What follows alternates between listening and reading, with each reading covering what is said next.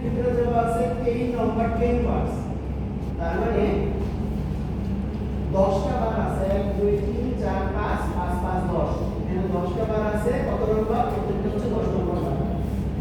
এই সাইডেও 10টা, এই সাইডেও 10টা। আচ্ছা, এই প্রত্যেকটা রিইনফোর্সমেন্ট কত ইঞ্চি সেন্টার টু সেন্টার আছে?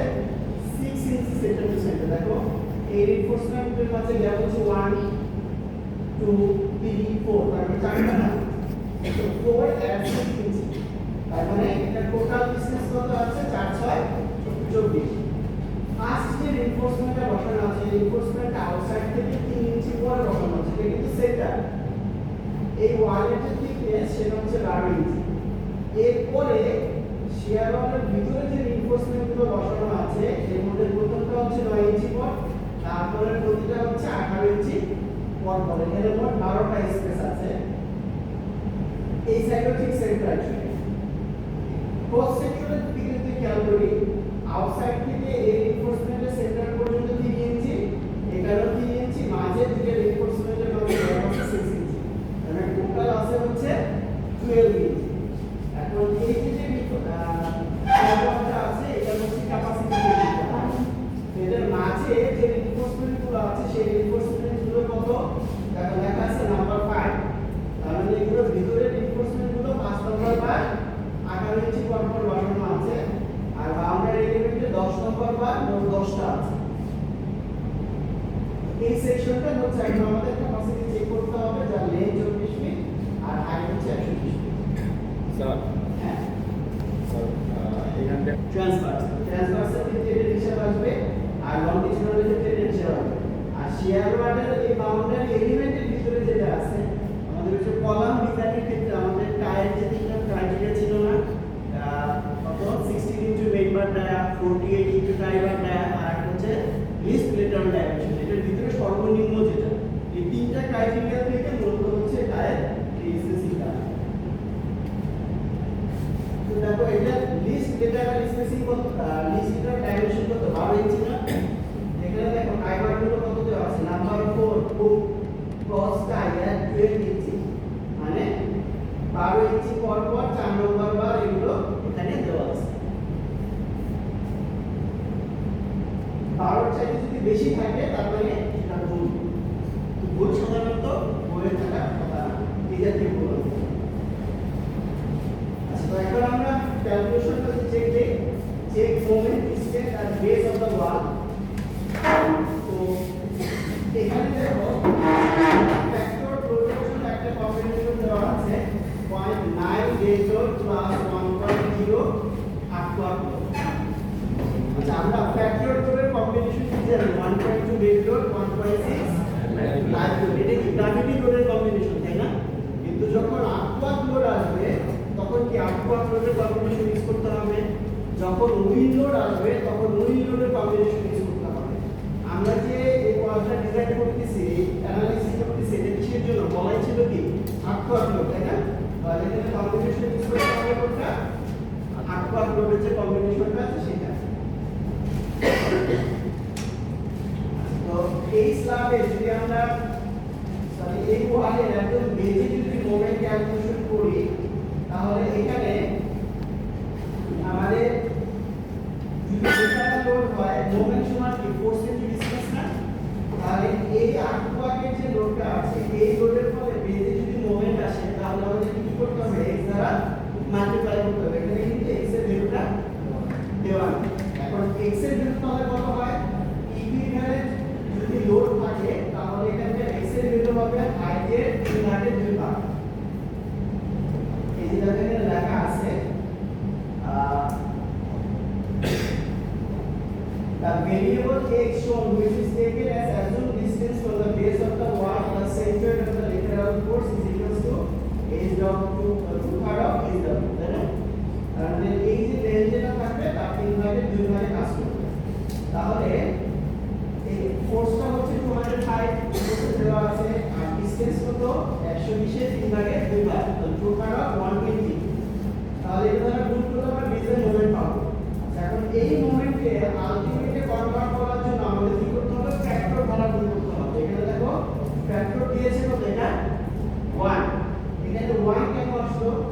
এই ডি, মানে ডেড লোডের সাথে গুণ হবে কত 0.9, আর আর্টওয়ার্ক লোডের সাথে গুণ হবে কত 1। এই জন্য এখানে আলটিমেট মোমেন্ট ক্যালকুলেশন করার সময় এখানে 1 দেওয়া হয়েছে। যদি এখানে আর্টওয়ার্কের সাথে অন্য কোনো ভ্যালু থাকতো কোএফিসিয়েন্ট, ধরো এখানে 1.6 দেওয়া আছে, তাহলে এই ভ্যালুটা কত হবে 1.6 1.6। আমরা একটু দেখি যে আসলে আর্টওয়ার্কে আরো কোনো কম্বিনেশন আছে কিনা।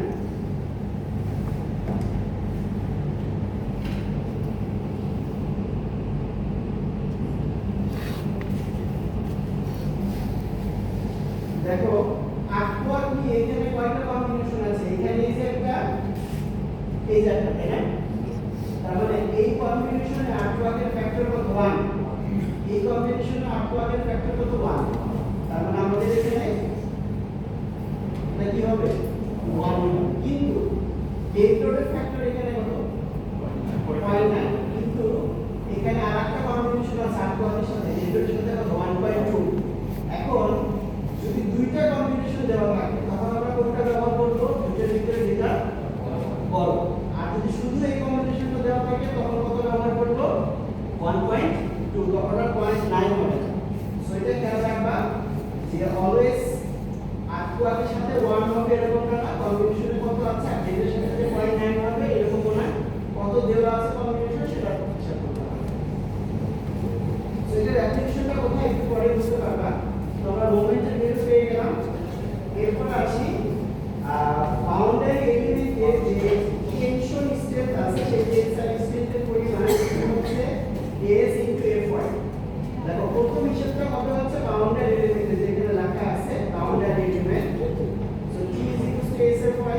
তাহলে বাউন্ডারি এলিমেন্টের রিইনফোর্সমেন্ট কয়টা আছে 10টা, প্রতিটা এরিয়া কত করে 1.27। যদি এরিয়া না দেওয়া থাকে পদার্থ পরীক্ষা না দেওয়া থাকার সম্ভাবনাটাই বেশি, বা যদি বার নাম্বার বলা থাকে তাহলে আমরা এরিয়া বের করতে পারি না। ধরে এখানে 8 নম্বর বার আছে, তাহলে কি হবে 8 কে 0.79 হচ্ছে তার এরিয়া। অনেকে হয়তো মুখস্থ না, এটা বেরও করা যায় 5/4 ইনটু নাম্বার বাই 8, নাম্বারকে 8 দ্বারা ভাগ করলে ডায়ামিটার নিচেতে পাওয়া যায়, দিয়ে এরিয়াতে কনভার্ট করে দিতে হয়। সেখানে 10 প্রত্যেকটা এরিয়া হচ্ছে 1.27 আর Fy দেওয়া আছে 60 psi, তাহলে টেনসাইল স্ট্রেংথ পাওয়া গেল 762 কি। এরপর আসি effective depth, the distance from the compression is to the centroid of the tension reinforcement। Tension রিইনফোর্সমেন্টের সেন্টার পর্যন্ত যে ডিসটেন্সটা সেই ডিসটেন্সটা বের করতে বলা হয়েছে। তো এটা হচ্ছে টোটাল যে লেন্থ আছে সেই লেন্থ থেকে এই যে রিইনফোর্সমেন্ট আছে সেই রিইনফোর্সমেন্টের গ্রুপের সেন্টার পর্যন্ত ডিসটেন্স, তার মানে আউটসাইড থেকে শুরু করে এই অংশটার সেন্টার পর্যন্ত। তাহলে চিন্তা করো তো এই পুরোটার মাপ আছে কত, পুরোটা হচ্ছে LW মানে লেন্থ আছে কত 24 ফিট। এখন এক প্রান্ত থেকে যদি আরেক প্রান্ত বের করি 24, এখান থেকে আমাদের মাপ দিতে হবে কত কত মাপ দিব। এখানে দেখো কয়টা রড আছে 5টা, তার মানে সেন্টার কোথায় এই পয়েন্টে না, তাহলে এই পয়েন্ট পর্যন্ত কিভাবে পাবো, কি একবার সরি কভারিং 3 বার, এই একটা স্কেল 6 এই আরেকটা স্কেল 6, তাহলে তো আমরা সেন্টার পর্যন্ত পাবো।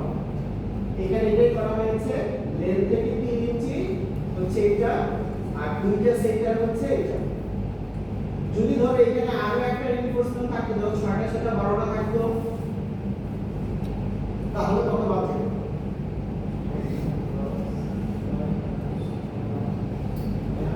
স্পেসিংটা তো বুঝিনি আরো 6 বাজে তো না আরো 3 বাজে।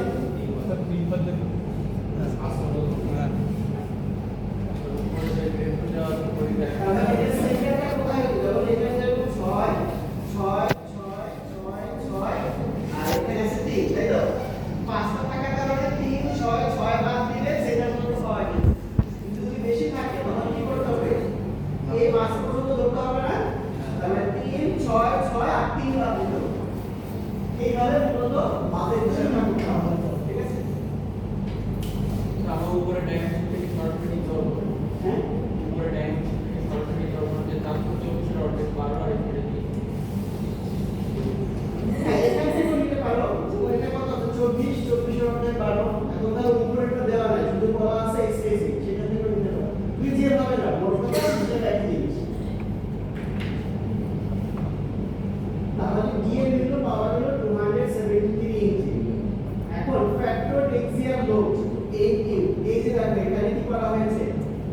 মোমেন্টের সাথে 0.9 গুণ দেওয়া হয়েছে।